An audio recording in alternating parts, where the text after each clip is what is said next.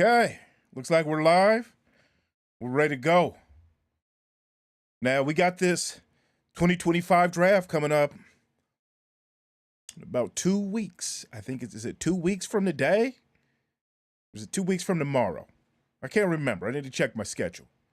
But the Seahawks are going to be loaded. Can you see this? The Seahawks are going to be loaded headed into this 2025 draft, and I want to talk about why. It appears to me, based on the information that I have, that the Seahawks should have the best scouting in the entire NFL for this upcoming draft. And this is a major reason why they're going to dominate. We're going to have one of the best drafts the Seahawks have had since we got Russell Wilson, the LOB. One of these drafts when Pete Carroll first came to the Seahawks. And I say that because I look at what happened last year. I look at what happened last year with Seattle when, about this time of the year, we promoted Pete Carroll. Now, we didn't fire Pete Carroll. We transitioned Pete Carroll and promoted him full-time into the front office. And he said he didn't want that position, which is fine. He didn't want that position. So what we went out and got Coach Mike McDonald from the Baltimore Ravens, and then we got a bunch of assistant coaches. And Seahawks fans really need to understand this. Last year, in 2024, Seattle had a total of 29 coaches. The Seahawks had a total of 29 coaches. And out of those 29 coaches, guess how many coaches had no NFL experience whatsoever? It was 7. It was 7 coaches out of 29. Now, does that sound like a high number to you? When you hear that the Seahawks had 29 total coaches and 7 had 0 NFL experience whatsoever, does that get your mind working? You go, that seems kind of high. 24.1% of our coaching staff had never coached in the NFL before? Now, I looked at that and I go, that is a bizarre number. That is strikingly high. Why in the world would John Schneider hire all these NFL coaches with no coaching experience? Because I know coaching experience matters, and I know John Schneider knows that coaching experience matters, and I know John Schneider isn't stupid. I know John Schneider is actually highly intelligent and a great general manager. So it got me pondering what's going on. And I got to thinking, I go, well, let's look at his track record. When John Schneider was on his best, when he was on his A game, when he was in his general manager bag, what happened? What were the circumstances? When was that? Well, I think it's quite obvious. If you're a Seahawks fan, you definitely already know this. John Schneider was in his bag when Pete Carroll came to the Seahawks and he started drafting players onto the team, and Pete knew these college players like Doug Baldwin and Richard Sherman and Marshawn Lynch, these other players. He goes, I need them players on my team. And, a lot of other coaches heard of them, knew who they were, but they weren't from Los Angeles. They weren't sitting in the locker room. They weren't from California. Pete Carroll had intimate knowledge of these players because he was in college recruiting these guys out of high school, sitting in their living rooms, talking to them and their parents and their high school coaches, and then watched them play in college and really got to see who they were and how they grew into men. So what's that got to do with John Schneider now? Well, it should be obvious by now, because the same way that Pete Carroll was in college and had intimate knowledge of the high school recruiting landscape, and because he watched these players play in college, he knew some gems in the draft that other people just didn't know. They couldn't see it the same way because they weren't in college football. So what John Snyder decided to do, he goes, hey, we got Coach Mike McDonald in here. And Mike, he's inexperienced himself. He don't got a lot of experience, but that's okay. John said, I'm not even trying to win a Super Bowl this year. I'm trying to load up with talent. So what he did, he goes, well, he's going to need an offensive coordinator. We got Ryan Grubb right here in our backyard. Let's go down here and fly down to Alabama. We'll go get Ryan Grubb. We'll let Ryan Grubb choose some of his staff. Hey, Ryan, Coach Grubb, go ahead, go get some of your coaches that you think would be a great fit, that know your system. And they don't have to, they don't have NFL experience. That's fine. That's fine. But I also want them to be good at recruiting and understanding talent. And we'll bring them onto the staff to help teach your system. So it's sort of a win-win because you start to bring in these players with no NFL, these coaches with no NFL experience that Ryan Grubb knew, and you start to bring in players, your coaches with no NFL experience that Mike McDonald brought in. So there was about 7 of them. I'm not going to name names, but or maybe I should. Should I name names? Let me name some names. Let me name some names.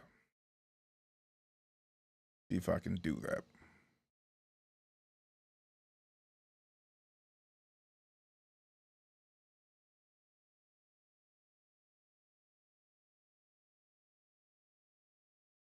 So let's look at, you got Ryan Grubb. He came in, no NFL experience, 0. Scott Huff, his offensive line coach, the Seahawks offensive line coach last year, 0 years out of NFL experience. We brought in Zach Hill. He was an offensive assistant at Arizona State. Guess how many years of experience he had? Exactly, 0. Then we had an assistant wide receivers coach named Tyson Prince. He was out of Sacramento State. He knew Grubb's offense to some degree. He had no years of NFL experience, either coaching or playing. So then we brought in also Jay Harbaugh to be our special teams coordinator out of Michigan. Now think about that. Our offensive coordinator and our special teams coordinator, neither of them had NFL experience, yet we've signed them both to our roster. That is high risk to bring in 2 of your 3 coordinators with no NFL experience. Yet that's exactly what we did. Not only that we brought in Rob Caprice, He was an intern, and of course, interns don't have NFL experience, but we brought him another coach onto our team with no experience. And then we brought in Chris Partridge, who was an outside linebacker coach out of Michigan, who also had no NFL experience. So I don't know, I didn't check the history books, but I bet if we go back in history and we look, I bet it could be since year 2 in the NFL where an NFL team had 24% of its coaches had no NFL experience. I mean, that is an insanely high number. So I want you to think about that. We had 7 coaches who were coaching in the NFL last year, who knew the college recruiting landscape, who knew the high school landscape, who know about players that are talking to our GM, John Snyder, every day about potential players that could be a great fit for the Seahawks. Just think about it, man. Just think about it. John Snyder is a wizard, and he's purposely bringing on these players onto the Seahawks team, these coaches onto the team, precisely because they don't have experience in the NFL, but they have exactly what we need. And what we need more than anything is talent out of the draft, and these coaches have that knowledge. I guarantee you, John Snyder sat those coaches down.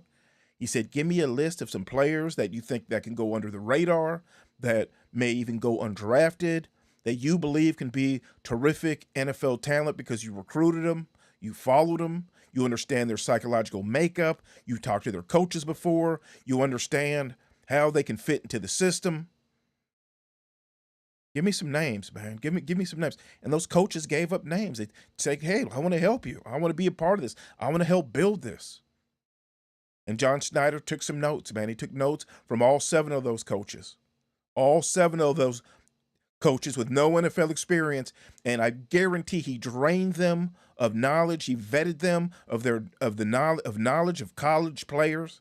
So when it comes to this 2025 draft, just expect that Schneider's going to take some players, probably in the later rounds, players that you wouldn't expect. That weren't on Mel Kiper's or ESPN's or these other NFL pundits that have a name behind them that we've all heard of. He's probably not going to use their big board. He's probably not going to use the big board that he normally would, because he's got a whole new set of scouts that weren't on the team years prior. Now, some of these coaches that he brought in, he let go of. Scott Huff, he's gone. Ryan Grubb, he's gone. I'm not sure about the other ones. Harbaugh's definitely back. I'm sure Partridge is still here. But some of those coaches are gone. But those players, though, those players that they know about, Schneider's got them on that list. So when the draft comes, in the first couple rounds, you know who's highly talented. You know who's not, right? You know the NFL does a really good job, especially last year. You look at that first round, most teams were spot on in their evaluation. Man, that was a strong first round in the NFL last year. But in those later rounds come this year, I think Schneider comes off the beaten path, man. He ain't going to go by these consensus big board picks in the third round, the fourth round, the fifth round, the seventh round. I don't think he does. And I think he's going to have so many names. I fully expect him to start trading back again. He's never, he trades back. Sometimes he hits, but usually it's a miss. And as time has went on, it seemed like him trading back just became more worse and less successful. And he was drafting duds by trading back. Right? You remember there was that 1 year John Schneider traded back and he took who was it? He could have got Montez Sweat. Was he out at Texas A&M? We needed a defensive end because Frank Clark left. Remember that? Frank Clark, we didn't want to pay him all that money. We couldn't afford it. We wanted to pay him. We really couldn't afford it. So we traded him to the Chiefs for a first-round pick. There was a slew of defensive ends coming out that year. We had a first-round pick, so we felt that we could get a rookie who was a quality first-round, blue-chip type player. And Schneider got a little greedy. Pete Carroll got a little greedy. And instead of drafting Montez Sweat, because he was the last of the first-round qualified defensive ends, and instead of drafting Montez Sweat, we go, no. He'll probably be around when we pick in the back of the first round, right? Because we had 2 first-round picks. We had ours and Kansas City's. And so with, I believe it was our pick, we passed on Montez Sweat when we should have took Montez Sweat. And instead who did we take? I don't even remember who we took at this point. But it doesn't matter because we passed on Montez Sweat. And I remember who we did take. We took L.J. Collier in the first round after we passed up on Montez Sweat. And he was a horrible pick because somebody else snatched up Sweat from us. Somebody, was it Washington? Was it the Commanders? So we blew it. We just flat out blew it. And that's really the last time that John Schneider has traded back. I don't remember him trading back since then. And I'm happy he hasn't because that was an utter disaster. Almost a fireable offense because it really hurt us in the trenches that year. It hurt us in the trenches years after. He could have been a good trade piece. He could have been a guy to help set the standard. You know, Montez Sweat's not the best defensive end. He's not an all-pro. I don't even know if he's ever been a Pro Bowler. He's kind of an average starter, but he's a legit starter. But to pass up on him and get L.J. Collier, who is simply not good, he's definitely a below-average starter, borderline backup. He's not good. But this year, man, I think Schneider's going to be back, man.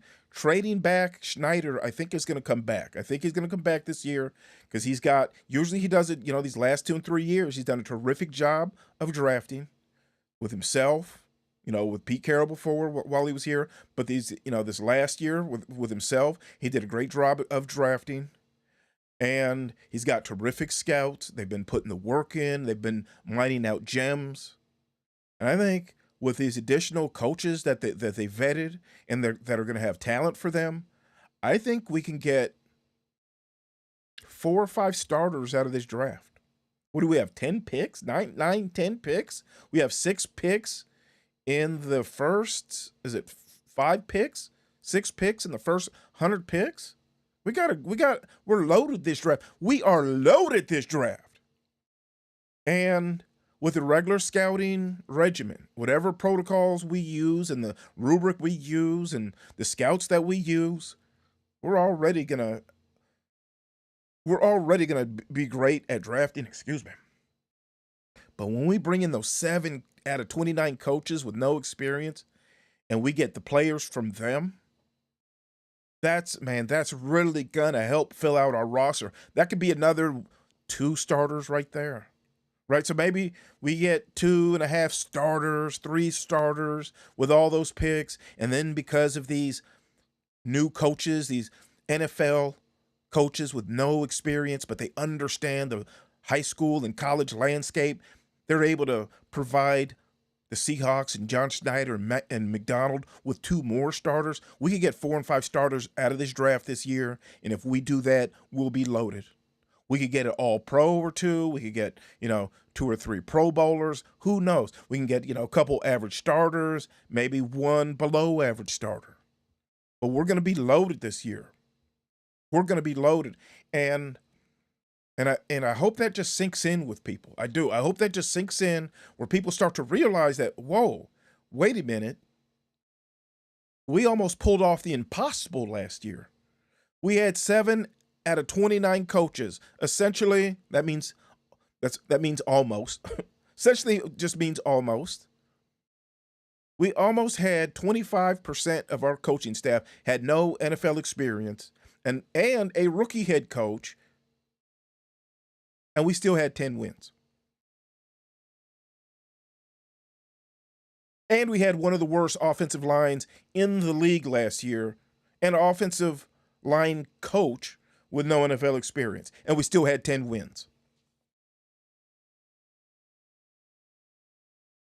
And you're going to tell me we're not going to clean up this draft, that we're not going to load up on talent in this draft, that we're not going to find hidden gems when players are released, that we're not going to make trades with this cap money that we have, that we're not going to trade back or trade up even to find these players to make an impact on this roster. I know John Schneider is. I know John Schneider's. You want some easy money? Go look at that 7.5 win total for the Seahawks. Throw some coin down on that. With this roster as it's constructed, with this amount of cap space that we have, with this amount of draft picks, by the time training camp is over and week 1 starts to roll around, I think we could easily be a Super Bowl contender. Easily be a Super Bowl contender.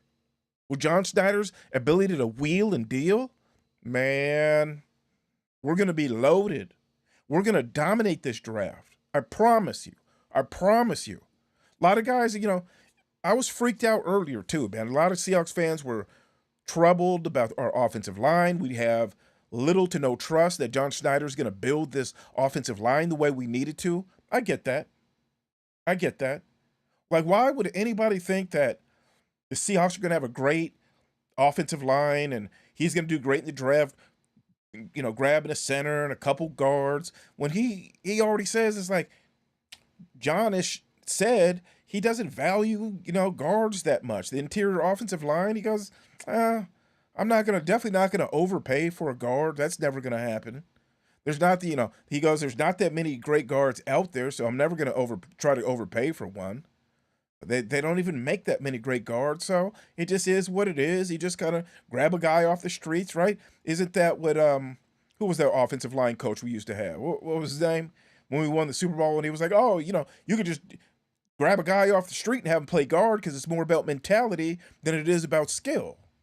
And that's kind of Tom Cable said that, the offensive line / assistant head coach when he was with us. Tom Cable said that. And I think there's a lot of truth to that. I mean, it sure looked that way when he was here. I think there's some truth to that. But I don't, and I think that's something you say as a coach. It's something you build upon to empower your athletes that you're coaching up and tell them, look, man, it's about your mentality, man. You know, we need you to change your mentality. But when you're a GM, I don't think you want to have that mentality about players that you're drafting, like, oh, they're guard smarts, or not, doesn't make that much of a difference. It's about coaching them up. It's not about talent. Like, whoa, John, look, do your coaches a favor. Do Geno Smith a favor. Do Sam Darnold a favor, right? Do Abe Lucas and Charles Cross a favor and get some guards in there that can really play, man. McDonald wants some solid, talented guards in there. So let's not underestimate that. That's all I'm saying. I sure would like to have some guys. Did I drop the link? I sure would like to have some guys hop on and join the panel. I want to talk some Seahawks with some Seahawks fans. I do. So I'm looking at this, man, and I understand that fans are like, man, we don't trust John. He might not even draft. He might draft one guard, maybe one center. Odds are they won't be that good. And then he's not going to, trade for any. And we're just going to come in with this watered down, weak, limping offensive line the same way we did last year and say, coach him up. And of course, nobody can coach up these watered down players. And our offensive line is going to fail again. I understand why Seahawks fans are feeling that way. But I want to put some doubt into your mind about that being our future.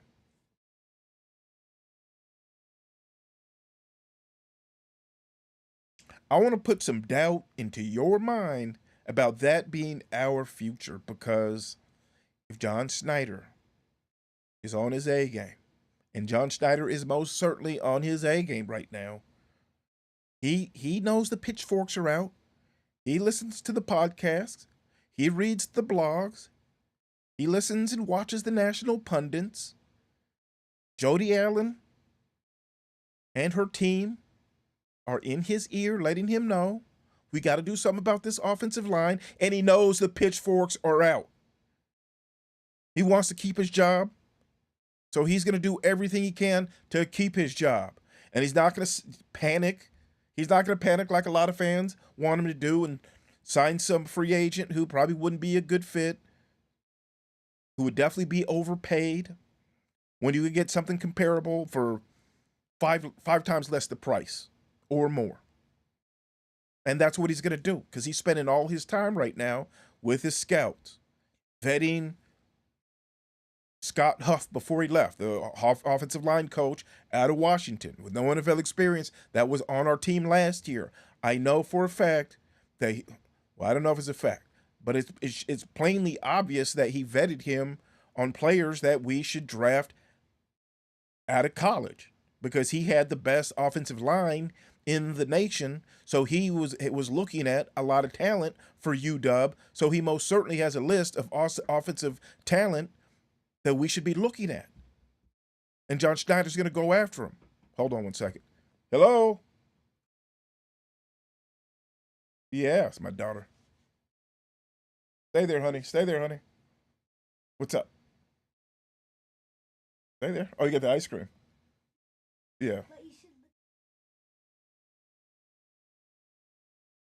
Oh, okay. I'm live streaming right now. Can you go back upstairs? I'll be there in a minute, okay? Oh, $9. You're going to get some free Tillamook ice cream. Oh, hold on. You see this? My daughter has a letter and a coupon for a free pint of ice cream. Come here. Come over Dad, here. Dad, you're the thief. You're the thief. There she is. There she is. Here you go. Now get back upstairs. Dad, you're the thief. That's why it says thief. Oh. You got a good sense of humor. I said that on the message. Oh, you did? Have fun, stinker. I love you. So, that was my daughter. So let's say this, man. Chill out, dude. On this offensive line, Schneider's got this handle, bruh. Schneider's got this offensive line handled. You, let's just relax, dude. Just relax, man, bruh. Relax. I know we're in a panic. Yo, man, I told Hawk Blogger, I told him, don't we need to draft a guard with our first pick at all costs? You know, and he said the right thing. No, not necessarily. You want to get best player available, and like it's like, yeah, I know that, but you know, your emotions get ahead of you. And then I'm listening to him the other day. Now he's saying we need to draft the best player. No, he's saying we need to draft a guard in the first round because his emotions are stirred up. So as Seahawks fans, man, we don't got no trust in John Schneider right now. But what I'm saying, man, is we definitely should. I have more confidence in John Schneider right now than any time in Seahawks history, in his tenure in Seattle.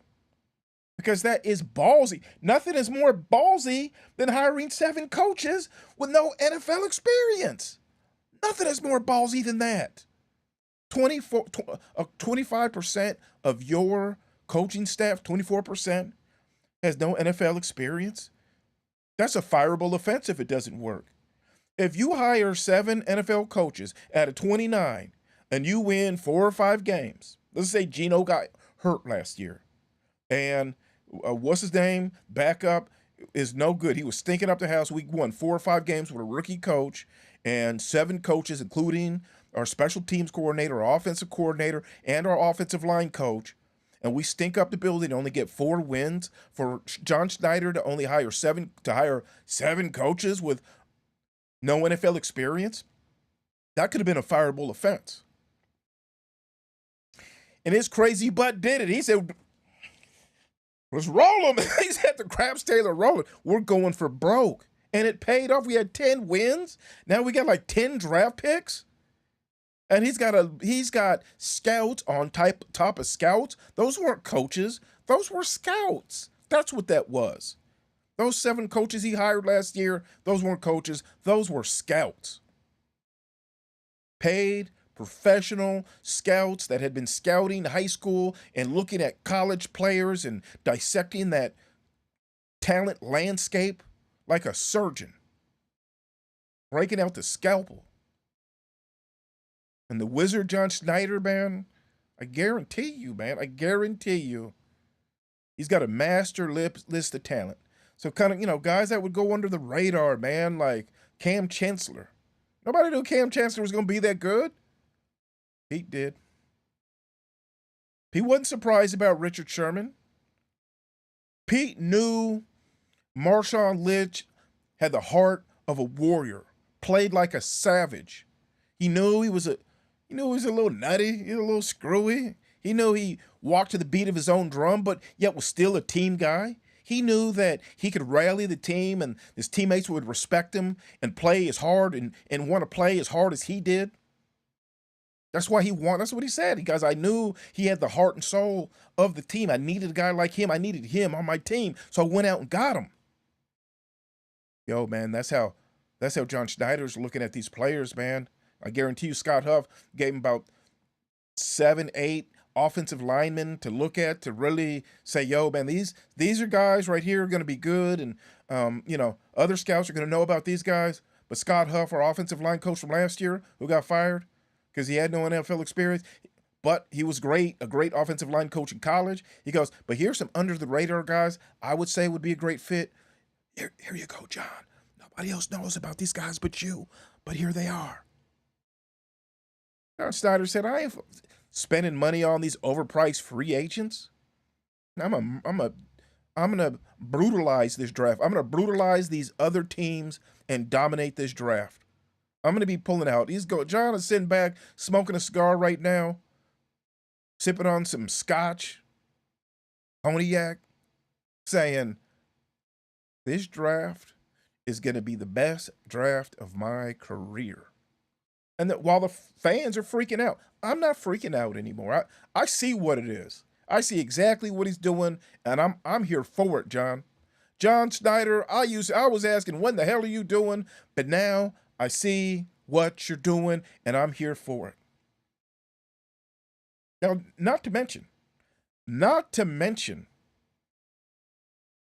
He already was great last year with the draft. No Pete Carroll, rookie head coach. Maybe that was a good thing. Maybe McDonald probably helped him because he ain't too many years out of college either.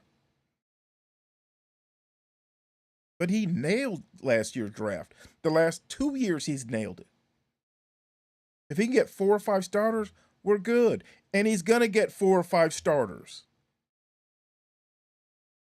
Then training camp's going to come around. There's going to be some teams that draft players, young, rookies are going to come in, and they're going to start to challenge some of these veterans, some of these Pro Bowl level veterans. And these veterans are going to be making a lot of money. And these teams are going to say, yo, man, that's, comparable in talent, but the rookies are making far less. So we'd like to move on from one of these talented but very expensive veteran players since they got a rookie to replace him. And guess what? The Seahawks have the third most amount of cap space in the NFL, so they can get that job done. So maybe we bring in 1, 2, or 3 veteran players who might be a little bit spendy and they got a year or 2 left on their deal, and we go, maybe we can fit these guys in here. So maybe we make a draft. We give them a draft pick next year. We give you a 4. We give you a 4. We give you 3. We give you 5. Whatever it is, you give up a draft pick, but you're bringing in a veteran player who's playing at a Pro Bowl level. Maybe that's what we do. Maybe we do that with 2 or 3 players. Is that the draft? No. But it's part of the off-season acquisition period. And once we start to do that, it really starts to bolster our roster, right? What about the undrafted rookies that we can sign? Some of these guys aren't invited to the combine.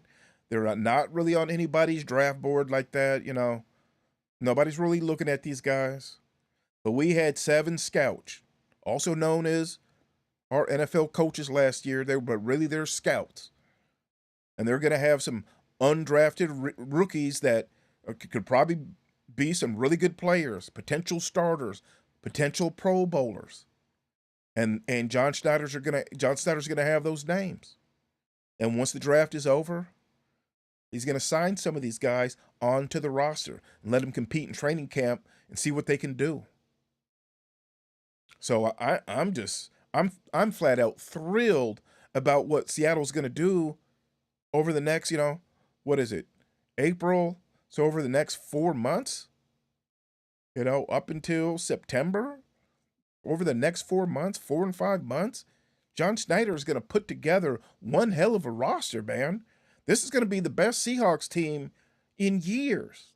We are going to be loaded. The biggest question mark to me is at the offensive line. That's going to be taken care of. The offensive line is going to be taken care of.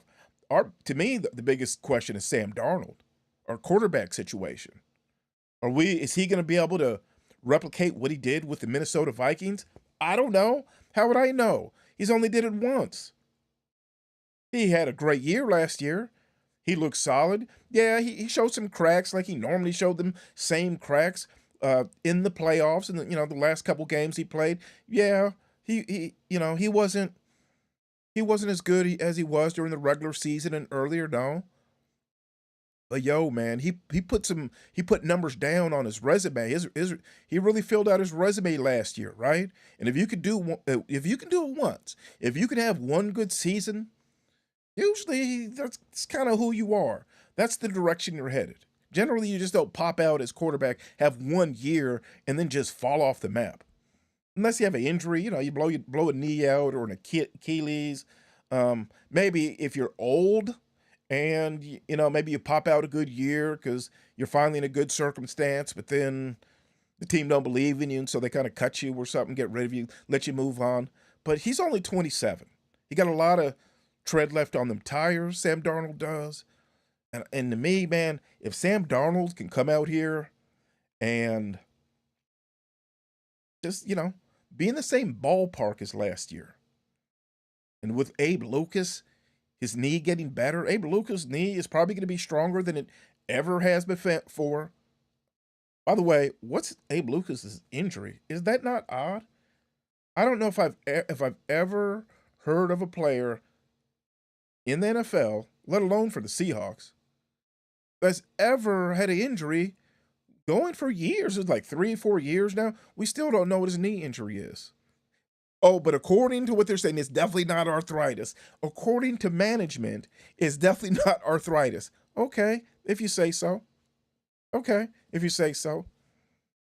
But it should be stronger. He's pushing that sled, doing squats, doing cleans. Man, he's gonna be probably road grading next year. Will his knee hold up? I don't know. How do I know? Hope so.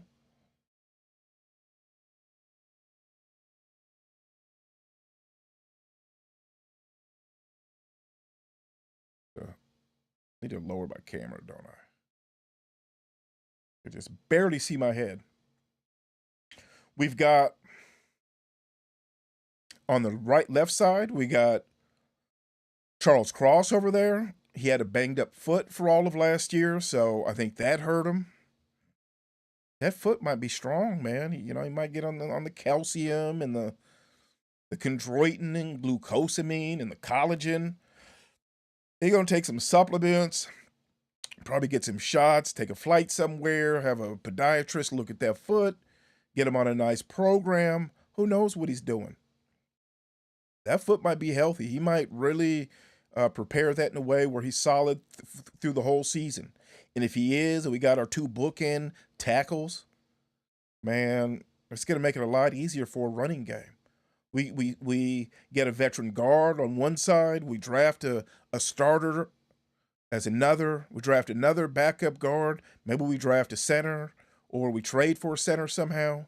We get one off waivers. Man, this team will be loaded. We're loaded at tailback. Hopefully, we can upgrade at receiver a little bit. I'd like to get, fill out that receiver depth. Maybe get a little more firepower at that X spot. Like, how are they going to play that? If maybe they put Cup at the Z. Well, I guess they're going to start Cup. They're going to start JSN. So, and it looks like we're going to have a fullback. So we're going to be running, what is that, 11 personnel? One fullback, or two running backs, one tight end. Is that 12 personnel? So I don't know, man. What are we gonna do? What are we gonna do there? Are we gonna we probably could use some more firepower. You lose. Let's put it this way: we don't have DK. DK is a little better than I would say Cooper Cup, just because he wasn't as injured. He was still injured, but he was not. He doesn't have that injury profile that Cooper Cup does because he's older. He plays like a flat out warrior. He's a savage. He doesn't duck contact. He's a devastating blocker. He doesn't go down easily on contact. He will run through tackles. And he really beat himself up. And so he's kind of got these knick-knack injuries that kind of pop up, And you worry about that happening again. So hopefully we can get somebody in there who's, similarly talented, hopefully more talented, but a fresher, younger, more intact body, hopefully. And if we could do that, we'll have one of the, and Darnold has his head on straight, we'll have one of the best offenses in the NFL. No question about that. Maybe draft a tight end with all these draft picks so we can load up at tight end. I mean, the future is bright, fellas. The future is bright in Seattle. Yes. Yes. Yes. I am excited. Are you excited? I'm totally excited about this team. We're headed somewhere, man. On the defensive line, really think about what we got. First of all, you know when there's two times when I go, the Seahawks are going to win a Super Bowl. This seems like how you win a Super Bowl before you win a Super Bowl. This is how you know you're going to win a Super Bowl, but you don't realize that this is what you're looking at. You don't realize like this moment in the game, this anchored, like this moment of truth, this play that was paramount to set the standard for the team, to let the team know, the coaches know, the fans know, to let the world know that this team is aiming for a Super Bowl and is going to fight and give everything that they have to go get it and has the talent and the will to go do it.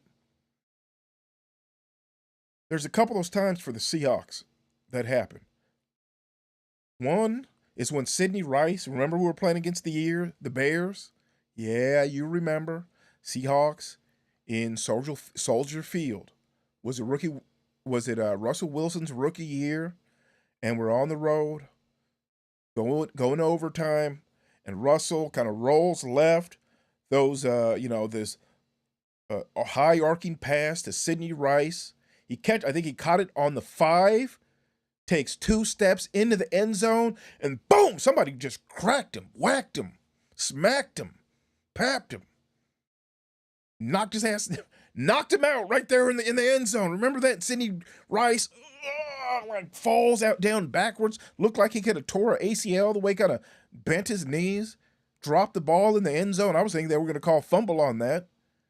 And they called the touchdown and we won the game. I go, oh my goodness, the Seahawks never win like this. We usually lose games like that. Usually the other team scores like that on us, or we might catch it like that, but we don't get the call and they call it a fumble.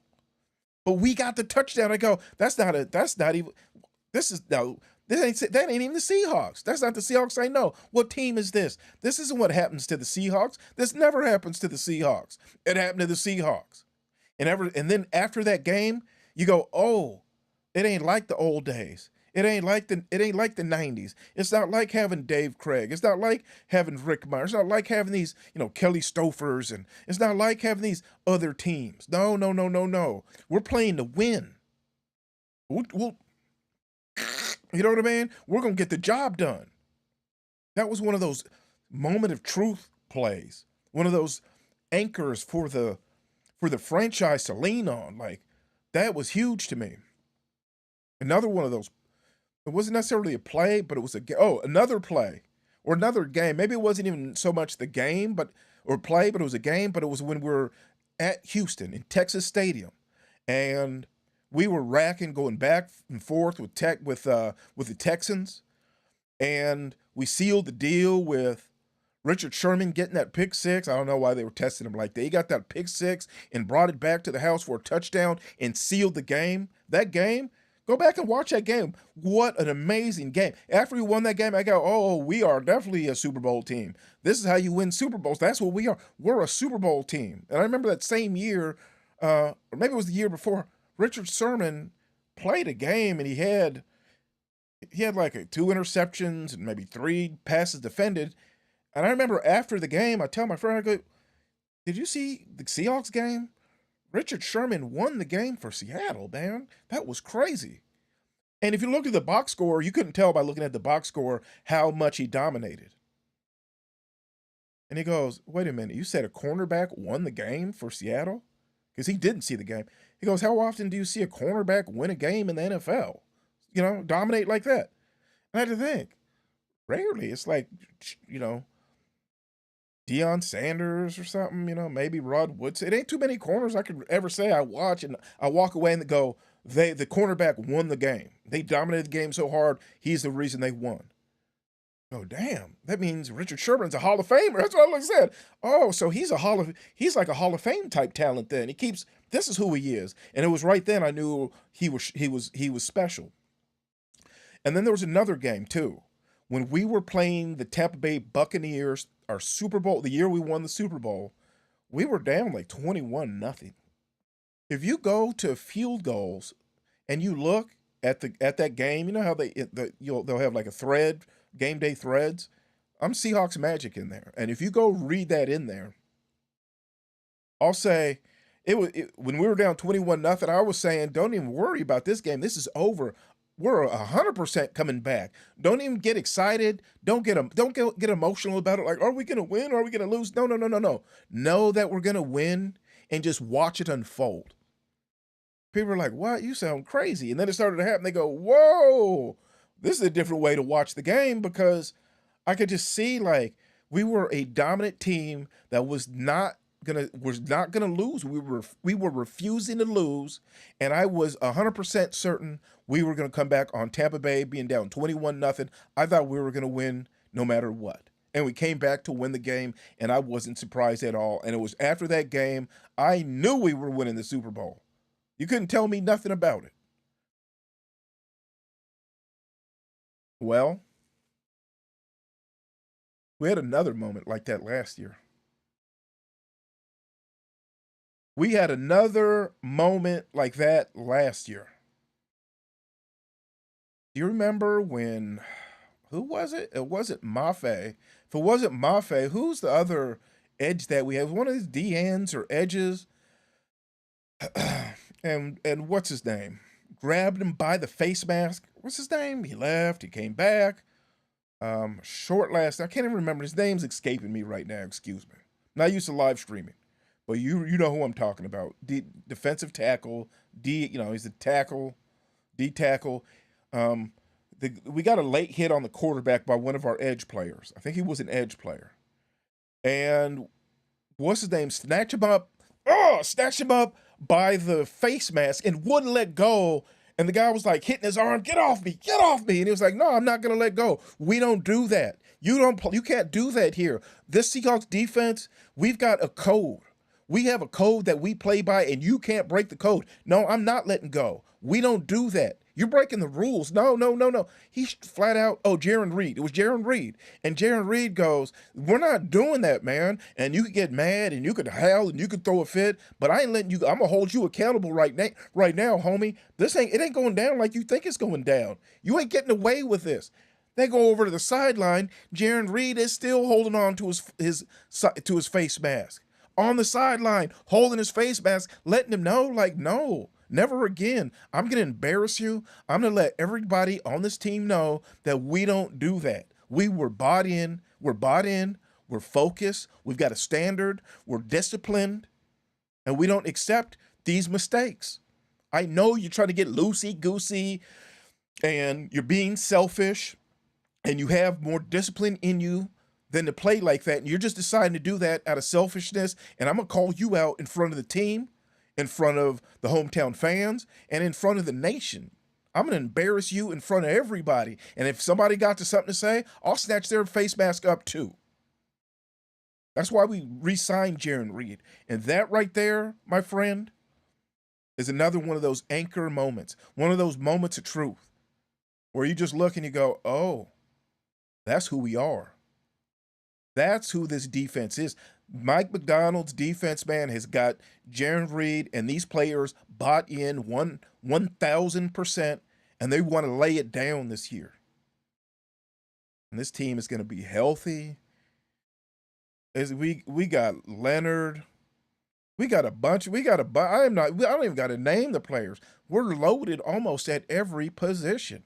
We got damn near Pro Bowl level players at every position. We could get a little bit better at strong safety. Could probably get better at one of our inside linebacker spots, but who knows, man? Both those guys could blossom. They might get on the cream and the clear this year, and who knows what these guys are going to do. Who knows what they're going to do? But this defense is going to be focused. This offense is going to be focused. Hey, man, special teams look solid outside of these fumbles. Kicking game was pretty good. Punt returns. The fumbling on kickoffs and the punts was crazy. Jay Harbaugh, no NFL experience as our special team coordinator, let those players receive these balls far too long. I'd have cut one of them after the first game just to send a message. That's me. I thought he should have been fired. To let them go like 10 weeks during the season, I thought Jay Harbaugh should have get fired. But let's just take the fumbles off the table. Rookie mistake. Now we got to shore that up quicker. We get some nice kick returners and punt returners in here. Or kicker. He's got his head on straight again this year. Yo, man, with his offensive and his defense, I think we got action really as right now. I see us as a dark horse Super Bowl contender. If we could win 10 games with all those rookie coaches, with the offensive coordinator that wasn't very good, we've definitely upgraded our offensive coaching across the board. We've definitely upgraded our offensive coaching across the board. We might have taken a little hit at quarterback, but not too much. And on paper, say what you want, Geno's better than Sam Darnold. I'd probably agree with you there. I'll probably agree with you there. But Sam Darnold put up bigger numbers than Geno did last year. So there's that. Okay? So scoreboard. Scoreboard. So I'm looking at this. I'm not freaking out about the offensive line. I'm not worried about centers. I'm not worried about guards. I'm not worried about left tackle knee health or foot problems out of a right tackle. I'm not worried about who's going to play center. I'm just not. Because I know that all 100% of Seahawks fans, including myself, got the pitchforks out if Schneider don't get this done. I know that Jody Allen, the board of directors, and whomever else is saying, yo, man, if he's not going to do right, and McDonald, if he ain't doing right by our offensive line, if he still can't figure this out, he has to go. He has to go. His Achilles heel in this offensive line can no longer keep the team back. He knows that he's feeling that heat. He feels that pressure. He sees the pitchforks are out. He sees the guillotine. He sees the rope, right? Schneider's on his A game, fam. Let's be real. When you're feeling that type of pressure, you're going to compete, man. You ain't going to just lay back. Oh, no, they don't see it. It's not a problem. No, he's on camera. John Schneider says he knows that there's an offensive line problem, and he knows that people are pissed. He knows. He goes, I'm fully aware. We all see it. You see it. I see it. I see you seeing it. It was plainly obvious that change has to occur. And I'm telling you, man, you brought in 7 NFL coaches with no experience. You didn't do that because you're dumb. He didn't go, coaching experience, smoking experience. It doesn't matter if an NFL coach has experience or not. College coaching's like the NFL coaching. Hash marks, smash marks. Doesn't matter. Kids and adults. Doesn't matter. It's just football. No, John Schneider didn't say anything like that. He's not an idiot. No, John Schneider is extremely smart. He's an expert at his craft. He took a gamble. That gamble's going to pay off. That gamble means that when he hired 7 out of 29 coaches, 24% of his NFL Seahawks coaches had no NFL experience. You know what that really means? It means he's got 7 new additional scouts who coached in college, sat in the high school living rooms of these football players, and has intimate knowledge of the recruiting landscape. And John Schneider vetted those men like he's in the CIA.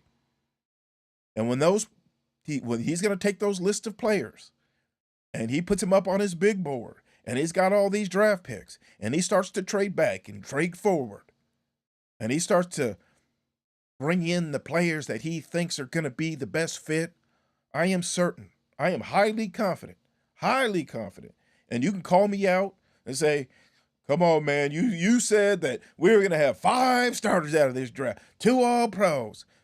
You were going to have 3 starters. You call me out, laugh in my face. I'll own it. I'll eat crow.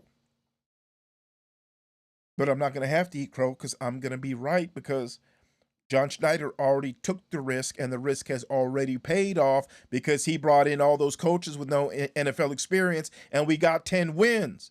So if we can get 10 wins with these coaches and then load up in the draft with all these draft picks and all these scouts and all this information, the draft is really about information warfare, right? That's what it is.